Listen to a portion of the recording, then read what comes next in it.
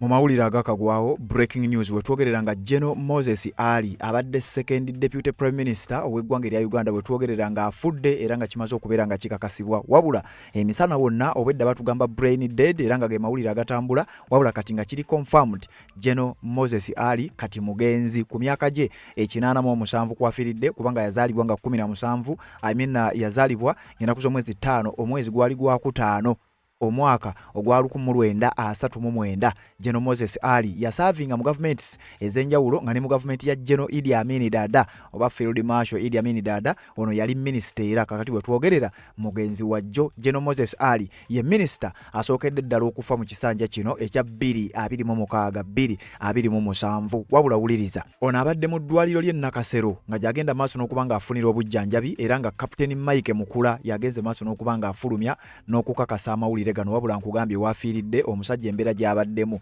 tebadde nnungi yadde akatono era nga mumulabyeko ng'emirundi mingi agezaako campaigninga bamukaka bannayuganda nga batuuka n'okwebuuza nti naye lwaki omusajja ono tebamuleka n'awummula abadde mu mbeera esinga okubeera ng'eringa emuweebuula abadde mu mbeera embi ennyo nga naawe wampuliza tosobola kugikkiriza omuntu nga kitaawo oba omuntu wo yenna ogenda maaso n'okuba nga abeeramu eyo embeera ate n'aba nga atuula ku mikolo egy'enjawulo kakati General Moses Ali embeera mu abadde ebadde yennyamiza nnyo kakati finally kikakasiddwa nti kakati afudde era ngenda kukubulira kiki ekimusse naye nga nkugambye abadde mu ddwaliro ly'e Nakasero. Captain Mike Mukula y'omu ku babaddewo era ababadde official genda maaso n'okuba nga bafulumya amawulire gano ne kikakasibwa nti bambi General Moses Ali kakati mugenzi amaze okuba nga assa omukkago gw'enkomerero ku myaka 87 era nga y'omu ku bantu ababadde basinga okuba nga basaavinze mu gavumenti ez'enjawulo ate era okumala emyaka emingi ennyo ono nno si gwe gusoose. General Moses Ali baamubikako naye nga mu biseera eby'emabega ng'akyali munene nga bw'omulaba wano. General Moses Ali yali munene bw'atyo wabula yeewuunyisa abantu bwe yakogga n'atuuka ku level ey'okubeera nga ate abadde afaanana bw'atyo watuukidde ogenda maaso n'okuba nga afa wabula baamubikako ko emabega mu myaka egyo egyayita nti yali afudde newankubadde yali tannaba kuba nga afa.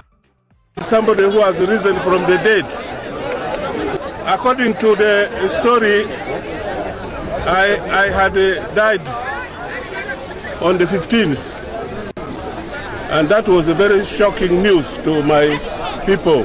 But you don't wish somebody to die in order to even if I die, still somebody will come up and stand. So it is wrong to wish somebody death.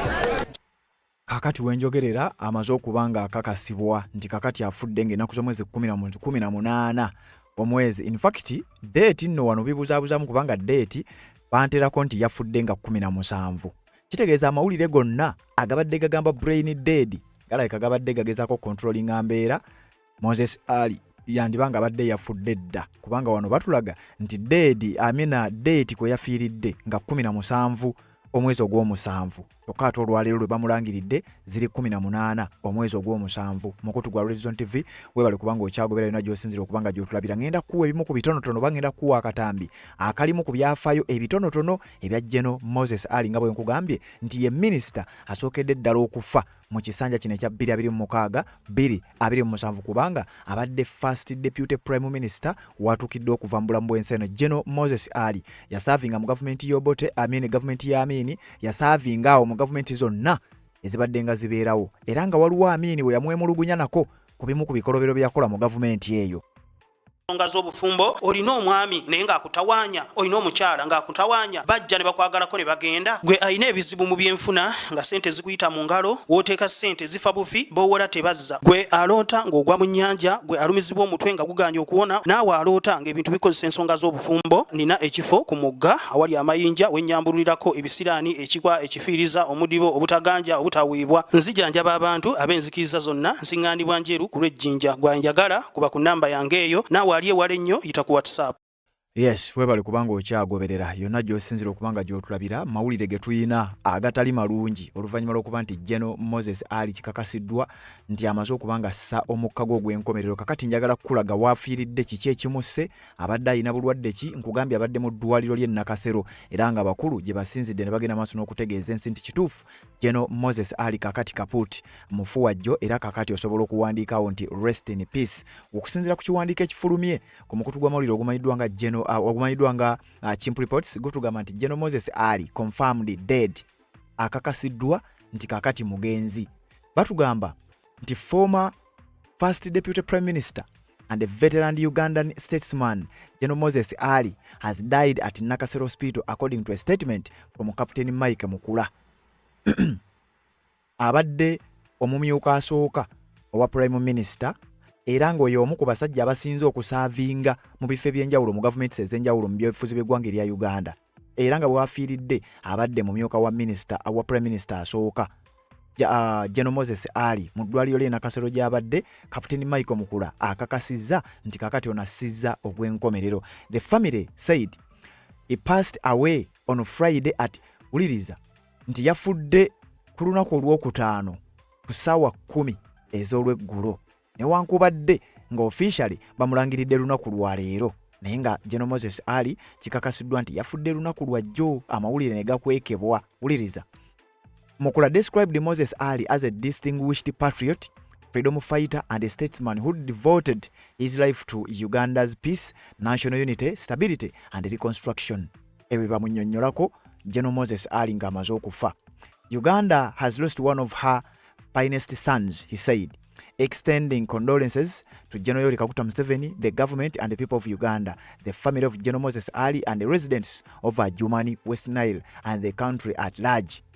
Uliriza kino ekiwandiiko kigenze maaso n'okubanga kikakasa okufa kwa General Moses Ali afiiridde mu mbeera ey'okubeera nti ne waafiiridde nkakasa nga gwagoberera obadde walaba ddanga alinga era bannayuganda bangi babadde boogera ebigambo bingi nnyo nga bagamba nti omusajja ono abadde abonyaabonyezebwa nga buli omu yeebuuza lwaki tebamuleka n'awummula mu mbeera mwabadde ekyamazima ng'embeera tasaanidde kubeera nga okusinziira ku mbeera gye yalimu n'embeera mwabadde nga yeetaaga okugenda maaso n'okubanga awummula wabula babadde tebamuwummuza bamuleeta mu public ku mikolo egy'eggwanga egitali gimu ng'ajja n'agenda maaso n'okubanga alabika ku mikolo egyo newankubadde ng'abadde alabikira mu mbeera embi. Era lumu yalinako mu biseera bya campaign omukulu ono baamuwaliriza kaŋŋambe n'ajja n'akola campaigns naye ng'embeera gya campaigning-iramu ekyamazima nga si nnungi nnyo era bannayuganda baakomplaininga nnyo ku ngeri omusajja ono gye baamuleeta mu public finally paka watuukidde okufa.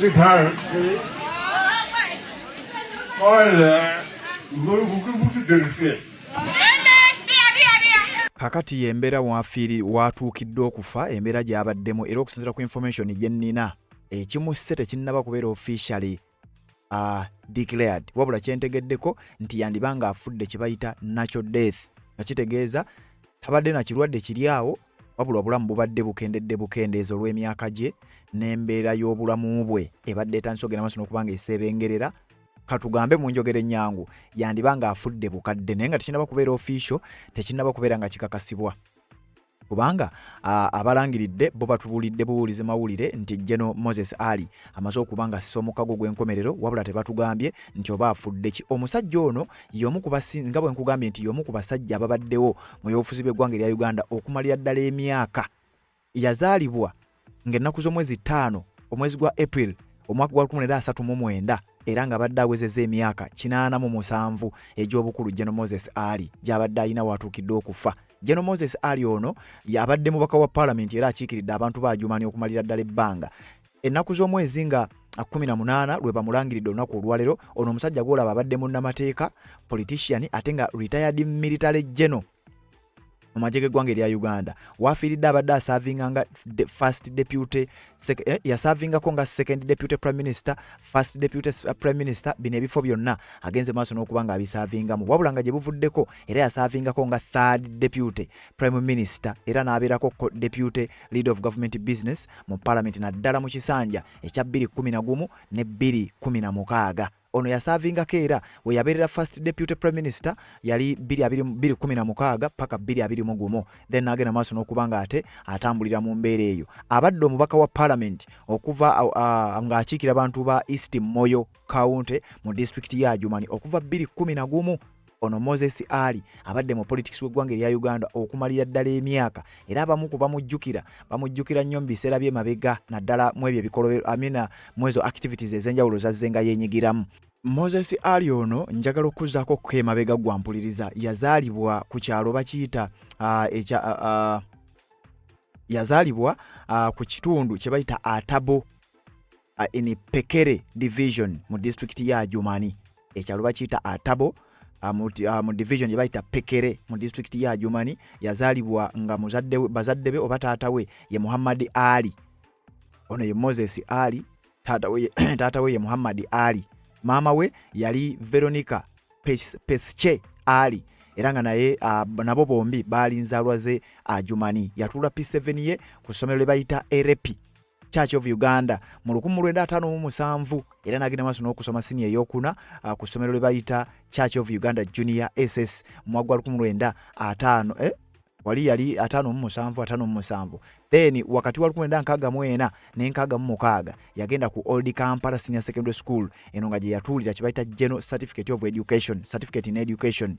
Gye yava n'agenda n'afuna kye bayita Certificate in Officer Cadet Training mu ggwanga lya Israel. Ono gye yasomera amagye kubanga jjukira nkugambye watuukidde okuwummula abadde military general era kyova olaba nga bamuyita General Moses Ali kubanga amagye yagasoma era yagasomera mu ggwanga lya Israel nga tannaba kubanga ajoyininga gavumenti ya General Yoweri Kaguta Museveni. Omusajja ono waafiiridde bye bimu ku ebyo byazze atambuliramu. Amagye nkugambye yagasomera mu ggwanga lya Israel. Yagenda n'afuna kye bayita Certificate in Paratrooper Instructors Training era mu ggwanga eryo mu mwaka gwa 1969. Kino kitegeeza be bano boolaba ababuuka mu nnyonyi abakozesa zi parachute.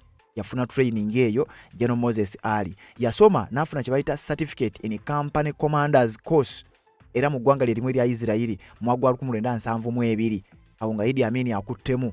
Mu mwaka gwa 2007 yagenda n'afuna Certificate in Education in Law ku University emanyiddwa nga Wolverhampton mu ggwanga erya United Kingdom. General Moses Ali abadde musajja munnamateeka kubanga yafuna degree mu mateeka okuva ku Makerere University era nga abadde alina diploma mu legal practice okuva ku Law Development Center. Ono abadde ne qualifications ez'enjawulo mu magye naddala mu nsonga ez'ebyokwerinda n'ebintu ebirala bifaanana bwe bityo nga zino yazijja mu ggwanga lya Israel gye yasomera amagye ge gonna. Ono yaliko bamu appointingako nga officer in charge of training and commissioned to the rank of second lieutenant mu magye g'eggwanga erya Uganda mu mwaka gwa 1969. Moses Ali yali involved mu oba okuwamba obuyinza General Idi Amin Field Marshal Idi Amin kye yagenda maaso n'okuba nga akola nga bawamba obuyinza bw'Obote. Ono Moses Ali y'omu ku basajja abakwata emmundu ne bava oba y'omu ku magye agaaliwo obudde obwo nga gali wansi wa Milton Obote era nga gaduumirwa Idi Amin Dada. Kakati ono yeegatta ne ba Amin bagenda maaso n'okuba nga bawamba Obote ne bakwata entebe ne bagenda maaso n'okuba nga bajeddiza. Moses Ali yaliko nnyo era gwali mwaka gwa 1971 okuleeta Idi Amin mu buyinza. Chovola bawo bamukuza nnyo n'afuuka n'arayizinga ku ranks ez'enjawulo era n'agenda maaso n'abanga yeeyagalira mu bukulembeze bwa Idi Amin. Yalondebwa nga minisita ow'ebyensimbi era bannamawulire bagezaako nnyo okumuinterviewinga mu bintu eby'enjawulo, wabula we yabeerera minisita yakozesa ofiisi ye n'aorganizinga kye bayita Islamic Charity, engeri gy'abadde omusajja omusiraamu. Kino kyamuwa obuwagizi ne fame eyali ey'amaanyi ennyo ekyamuviirako okubeera nga Amin atandika omwekengera. Era General Moses Ali yatuuka ekiseera ng'afunye kye bayita Muslim political base eya obuwagizi bw'abasiraamu yali atandise okuba nga abuwamba, ekyamuviirako okugenda maaso n'okuba nga amagye mu ggwanga erya Uganda nga Amin ye president naye ng'amagye gawulira nnyo ebiragiro bya General Moses Ali. Amin n'atandika okumweraliikirira. Mu mwezi ogwokuna mu 1978 president yaorganizinga meeting mu kibuga Kampala, njogera ku Amin. N'agenda maaso n'okuba nga adissolvinga cabinet era nga General Moses Ali y'omu ku bagenda maaso n'okuba nga basuulibwa. Nga kigambibwa nti we yabeerera minisita ya mismanaginga ebintu engeri gye bigenda maaso n'okuba nga bitambula mu Bank of Uganda era n'obuli bw'enguzi, corruption n'ebintu ebirala okuli mishandling Muslim Supreme Council funds byagenda maaso n'okuba nga bimuleetera obuzibu. Era nga Amin yafuuka mukambwe nnyo eri Moses Ali n'abantu abalala baali batambula naye. Ebigambo bingi nnyo ebikwatagana ku General Moses Ali bye sisobola kubeera nga nkumalirayo, wabula nga ebisinga obungi njagala obisange mu katambi kengenda ogenda maaso n'okuba nga nkuwa, wabula nga waafiiridde omusajja embeera gy'abaddemu ebadde yatuuka dda mu mbeera ey'okusobera bannayuganda. Era nga bwe nkugambye bannayuganda bangi babadde basaba bwe kiba kisoboka General Moses Ali awummuzibwe, kubanga nibo babadde bagezaako okumukakajje mu public. Ekyamazima babadde bannayuganda si basanyufu, naddala abantu abava mu kitundu gy'ava babadde bamubakakaatikako bukakaatisi.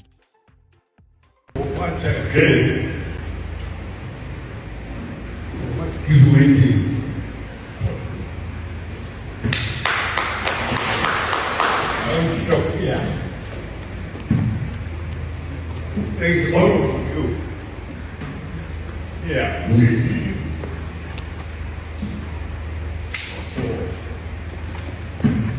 the Republic today. That's the Republic for British. Okay, here, I think you.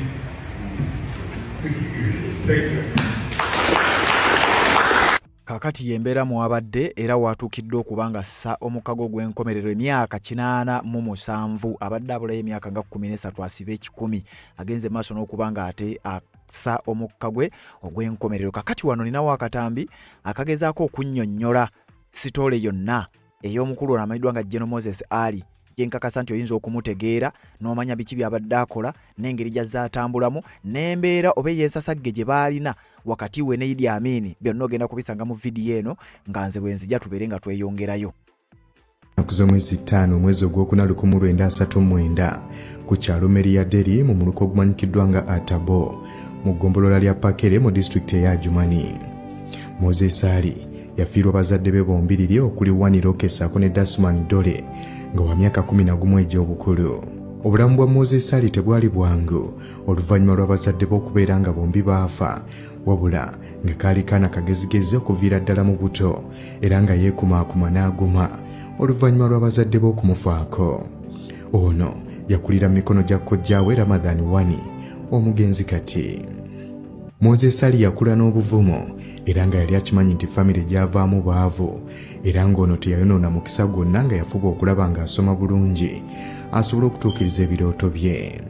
Yadde ng'ono yasomanga bulungi kyokka ng'ebiseera ebisinga obungi yabimalanga mu nnimiro z'abantu ng'anoonya ku ssente zinaamuyamba okugula ebyetaagisa ku ssomero era ng'emyaka egimu ono teyagisomanga ssente lwe zaabulanga. Mu kunoonya ssente ono tekyamuwaliriza kubeera ng'ava mu ssomero wabula yakola bulungi nnyo okulaba ng'ekirooto kye akituukiriza.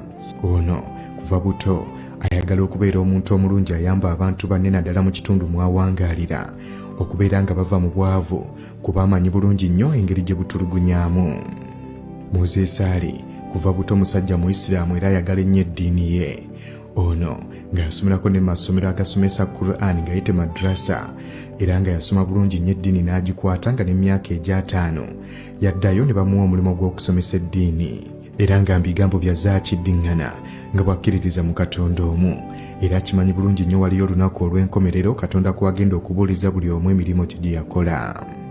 Emisomo gya Moses Ali kuva buto ayagala okubeera munnamateeka, era ng'ono bwe yamala okusoma eddiini yeegatta ku ssomero ly'Obuyisiraamu mu mwaka gw'1951 nga lino lyatandikibwawo ne Sheikh Ramadhan Wani kojja wa Moses Ali, kyokka oluvannyuma essomero lino lyaggalwawo. Essomero nga limaze okuggalwawo, ono yagezaako okwegatta ku ssomero ly'Abakatuliki, kyokka baali bamugamba alina okukyusa eddiini ave mu y'Obusiraamu afuuke mu Katuliki, ekitaasoboka. Era oluvannyuma mu 1957 ono yeegatta ku Erepeyi Church of Uganda Primary School nga yali atindiga miles eziwerera ddala 7 ng'era bamuteekako akwakwakulizaako okukyusa amannya ge, yeggyeko erinnya lya Musa lye baamuwa ng'azaalibwa yeeyite Moses, nga n'erya Ali alina okulisalako bamuyitenga nnyukuta esooka yokka ng'ayitibwa Moses A. Bwe yava ku Erepeyi mu 1958 n'ayingira Church of Uganda Junior School, wabula bwe yamala emisomo gye egya pulayimale n'agenda mu secondary, era ng'ono yatalaga mu masomero ag'enjawulo agawerera ddala nga tannaba kumaliriza siniya yakuna. Oluvannyuma yakkakana mu Old Kampala Senior Secondary School n'amaliriza siniya ye ey'okuna mu 1966. Ono yayingira amagye mu 1968 era bw'atyo n'agenda e Israeli okubeera ng'atendekebwa obwa cadet. Mu 1969 ono yateekebwa ku ddaala ly'obwa second lieutenant era n'alondebwa okubeera nga ye OC oba avunaanyizibwa ku mirimu egitambula mu ttendekero lya Uganda eritendeka bannamagye ab'omu bbanga, the Uganda Paratrooper School. Wabula mu 1970 ono yagenda e Israeli okubeera ng'asoma koosi y'obwa company commander. Mu 1971 ono yaweebwa rank ey'obwa Major General era nga wakati awo yabuukawo ranks 2. Era mu mwaka guno n'alondebwa okubeera nga yaduumira essomero eritendeka bannamagye ab'omu bbanga. Mu 1974 ono yateekebwa ku ranka y'obwa brigadier. Mu 1975 Idi Amin yamulonda okubeera minisita wa finance. Mu 1986 ono yalondebwa okubeera minisita w'abavubuka ssaako w'ebyobuwangwa n'ebyemizannyo. Kyokka mu 1989 yalondebwa okutuula akakiiko aka National Resistance Council ng'akiikirira East Moyo. Mu 1994 ono yalondebwa okubeera minisita w'ebyobulambuzi, ebyobulamu bw'omu nsiko ssaako n'eby'omu mazzi. Mu 1995 yalondebwa okubeera Deputy Prime Minister ow'okusatu era n'alondebwa okubeera minisita w'ebyobulambuzi, ebyobulamu bw'omu nsiko ssaako n'eby'omu mazzi. Mu 1996 yalondebwa okubeera omubaka wa Paalamenti akiikirira disitulikiti ya Jumani.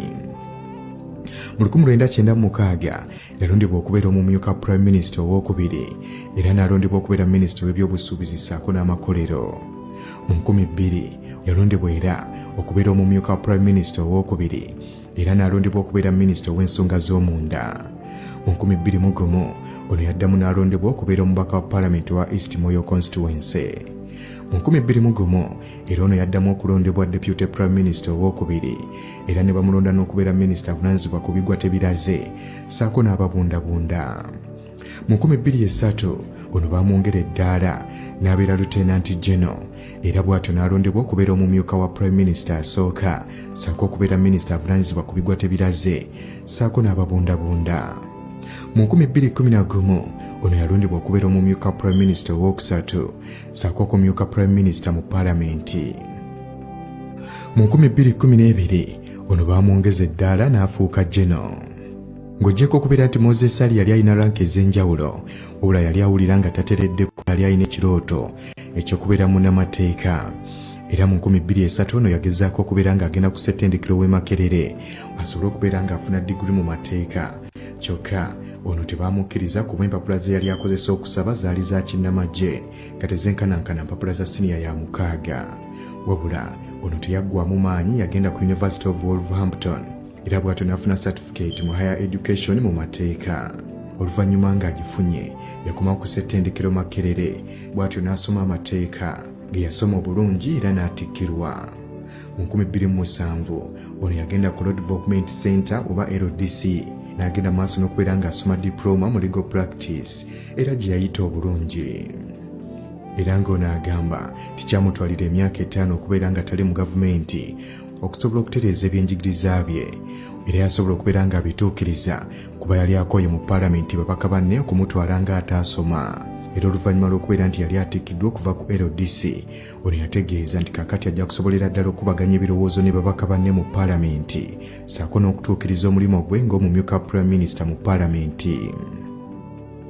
But there is a peace now. And that's why we are very happy here, all gathered. I'm very happy that people have come to deal with this great level. Mu bulamu bwe obulala, ono yaliko omusomesa mu ssomero lya primary mu biseera bye eby'ekivubuka. Era ng'abantu abasinga obungi tebakimanyi nti ono yaliko pulezidenti w'ekibiina ekifuga omupiira mu ggwanga kifuufa mu 1994. Moses Ali agamba ng'omuvubuka yanyumirwa nnyo ebyemizannyo era nga ensonga lwaki mu 1994 yasalawo okubeera nga yeegatta ku FUFA asobole okubeera ng'agonjoola ebizibu ebyalimu. Moses Ali era yaliko omusomesa ku Kioti Kigoma Church of Uganda Primary School sako Anaka Catholic Girls School era nga gye yava n'ayingira amagye mu 1968. Nga munnamagye alabye abakulembeze abawera okuli Idi Amin, Milton Obote, Yoweri Kaguta Museveni n'abalala. Era ng'ono ajjukirwa nnyo okubeera nti ye yakulembera ekibiina ki Uganda National Rescue Front ekyakola ennyo okulaba nga bamwamulako Milton Obote ekisanja kye ekyokubiri. Mu 1971 Moses Ali yenyigira mu kumwamulako gavumenti y'Obote ne baleeta Idi Amin. Era nga bannamawulire okuli Tony Avigam ssaako ne Martha Honey bagamba nti Ali yali musajja wa Amin atamuvanga ku lusegere. Moses Ali bwe yaweebwa ekifo ky'obwa minisita wa finance mu gavumenti ya Idi Amin yakikozesa nnyo okubeera ng'akolerera obusiraamu.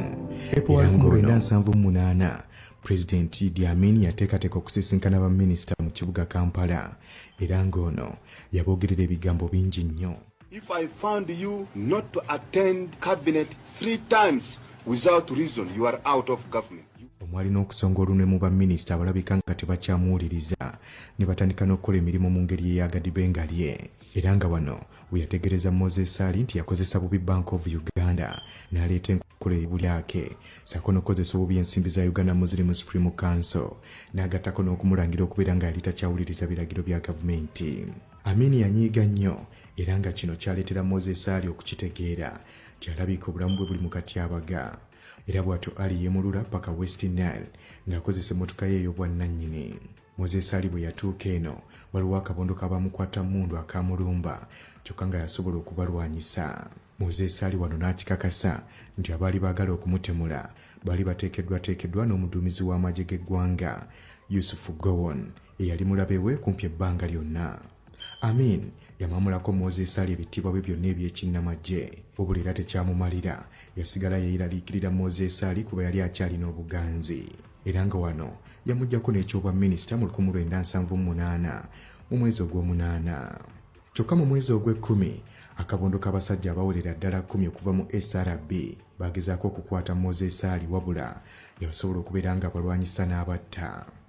Gavumenti ya Idi Amin bwe yagwa mu lutalo lwa Uganda ne Tanzania wakati wa 1978 ne 1979 Ali yadduka mu buwaŋŋanguse mu ggwanga lya South Sudan n'afuna obubudamu mu kitundu ekya Nimule.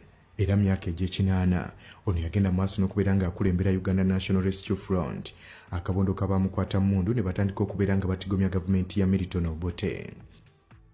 Era ono yakozesa nnyo ebiseera ebyo ng'ali mu nsiko okubeera nga yeegulira erinnya ssaako n'okufuna amaanyi nga munnamagye.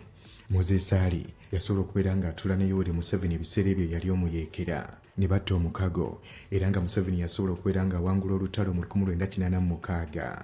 Amagye ga Moses Ali bwe batyo bagagatta ku ga Yoweri Kaguta Museveni ssaako n'abamukwata mundu abalala ne bakola eggye ly'eggwanga eryawamu erya National Resistance Army oluvannyuma eryafuuka Uganda People's Defence Forces.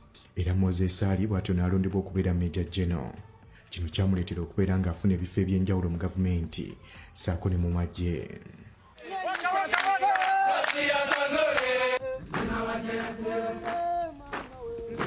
Moses Ali mu bigambo by'agamba nga bakyalwanyisa gavumenti ya Milton Obote ssaako n'obubondo bw'abamukwata mundu abalala baali batta ekyama ne pulezidenti wa Libya Gaddafi.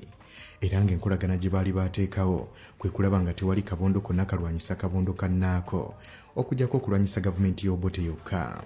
nga bamaze okumamulako gavumenti ya Obote, Moses Ali ssaako n'abamukwata mundu abalala bali mu buwaŋŋanguse basobola okubeera nga bayitibwa gavumenti ya General Tito Okello basobole okugatta wamu amagye batwale eggwanga mu maaso. Moses Ali agamba kino yakikkiriza wabula obubondo obulala obwabamukwata mundu ng'aka NRA akali kakulemberwa Museveni bo baagaana. Wabula oluvannyuma nabo basobola okubeera nga batuula mu kibuga Nairobi ne bakkaanya okulaba nga bateeka wansi ebyokulwanyisa mu Desemba 1985. Museveni eyateeka omukono ku ndagaano eyo wabula yali alinayo pulaani B ey'okuggusa enteekateeka ze ez'okubeera nga amamulako Tito Okello. Era amagye ga Moses Ali ge yali akulembera gaweebwa obuvunaanyizibwa obw'okubeera nga bayimiriza NRA obutasala kuyita Katonga. Era Museveni bwe yalangirira nti ye n'amagye ge tebagenda kukkiririza mu ndagaano yateekeddwawo mu kibuga Nairobi, kyategeeza nti wakugenda mu maaso n'okulwana. Era Salimu Sale ne bamuwa ebiragiro by'okugenda mu maaso n'okulwana. Kyokka okulwana kuno baakuyimiriza olwo amagye ga Moses Ali agaali mu Katonga. Nga bamaze okubalemesa okuyita Katonga, Moses Ali agamba yafuna okuyitibwa okuva eri pulezidenti wa Libya Gaddafi. Era bwe yatuuka e Libya wano yasisinkanayo Museveni eyali alina amagye agalemeddwa okuyita Katonga ne beetunuulira bwenyi ku bwenyi. Gaddafi bano yabajjukiza endagaano gye baagenda maaso n'okuteekako omukono okubeera nga tewali kabondo kalina kulwanyisa kabondo kannaako. Era bw'atyo n'alagira Moses Ali okujja amagye ge mu kitundu ekya Katonga. Moses Ali teyali mubi, yawuliriza okuwabulwa kwa Gaddafi era bw'atyo n'ava mu Katonga n'ayolekera mu bitundu ebya West Nile, nga kino kye kyagenda maaso n'okubeera nga kiwa omwagaanya aba NRA okubeera nga batwala Kampala nga wayise omwezi gumu gwokka ne wiiki emu nga bamaze okubeera nga bateeka omukono ku ndagaano gye baakolera mu kibuga Nairobi. Moses Ali mu 1990 yagenda maaso n'okubeera nga aggulwako omusango gw'okulya mu nsi olukwe, obutujju ssaako n'okubeera n'ebyokulwanyisa mu ngeri emenya amateeka. Era ono emisango gino gyamuggulwako ku kkooti y'oku Buganda Road n'asindikibwa ku limanda e Luzira. Era ono mu 1991 yagenda maaso n'okubeera nga asingisibwa omusango gw'okusangibwa n'ebyokulwanyisa mu ngeri emenya amateeka era ne bamusindika mu nkomyo okubeera nga yeebakayo emyaka 2 n'ekitundu. Kyokka waayita emyezi 2 ne bamuggyako emisango gino. Ate ku musango gw'okulya mu nsi olukwe yagenda maaso n'okubeera nga asindikibwa ku meere mu Upper Prison e Luzira. Wabula nga wayise emyezi 5 ono yasonyibwa. Wabula bwe yavaayo yategeeza nti ebyayita byayita era bwakugenda maaso n'okuweereza eggwanga. Mu byobufuzi, Moses Ali aweereza eggwanga lye mu mitendera egy'enjawulo ng'omumyuka Prime Minister asooka ow'okubiri ssaako n'owookusatu. Ono aweereza eggwanga mu gavumenti ez'enjawulo era ng'ono ekirooto kye kwe kulaba nga eggwanga lino lisigala mu mikono gy'abantu abanaasobola okulitwala mu maaso mu ngeri ennungi. Era ono okuvadde ekirooto kye agamba bw'aba avudde mu byobufuzi wakugenda mu maaso n'ensonga z'amateeka okulaba nga asobola okufunira abantu abatasobola kwefunira baalooya okubeera nga bafuna obwenkanya. Wabula ng'ono mu bulamu bwe bwonna agamba nti okusomozebwa kwakyasinze okusanga kwaliko mu kaseera bwe yali nga ye minisita w'ensonga z'ebyensimbi mu gavumenti ya Idi Amin. Moses Ali tetera kwagala nnyo kwogera ku famire ye, kyokka nga taata alina abaana abali eyo mu 30 n'abakyala be 4, wabula ng'ekyennako kuliko Katonda be yayita. Ono abaana be ssaako n'abantu abamuli okumpya z'abakungu okwagala nnyo ebyenjigiriza kubanga bye bigenda okubayamba ennyo mu nsi eno. Era ono agamba nti omuntu bw'agenda maaso n'okubeera ng'alemererwa omulundi ogusooka tekitegeeza nti y'enkomerero y'ensi. Olunaku olwaleero bwe lutuukidde nga Moses Ali ye mubaka akiikirira East Moyo County. Ensonga z'obufumbo olina omwami naye ng'akutawaanya, olina omukyala ng'akutawaanya, bajja ne bakwagalako ne bagenda. Gwe alina ebizibu mu byenfuna nga ssente zikuyita mu ngalo, w'oteeka ssente zifa bufi b'owola tebazza. Gwe aloota ng'ogwa mu nnyanja, gwe alumizibwa omutwe nga guganja okuwona, naawe aloota ng'ebintu bikozesa ensonga z'obufumbo. Nina ekifo ku mugga awali amayinja wennyambulirako ebisiraani, ekikwa, ekifiiriza, omudibo, obutaganja, obutaweebwa. Nzijanjaba abantu ab'enzikiriza zonna, nsiŋŋaanibwa njeru ku lw'ejjinja. Gwanjagala kuba ku nnamba yange eyo, naawe ali ewala ennyo yita ku WhatsApp.